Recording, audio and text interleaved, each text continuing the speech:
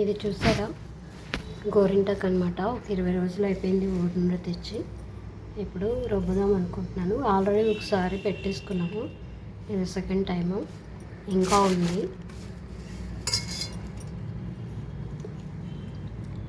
ఈ గోరింటాకులో కొంచెం వాటరు, ఎందుకంటే కొంచెం పండిపోయి ఎండిపోయినట్టు అయిపోయింది కదా. తర్వాత పెరుగు,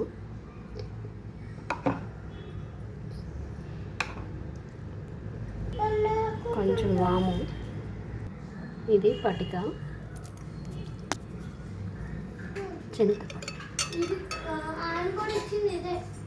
అవును చూసారా, ఇది నలిగిపోయింది.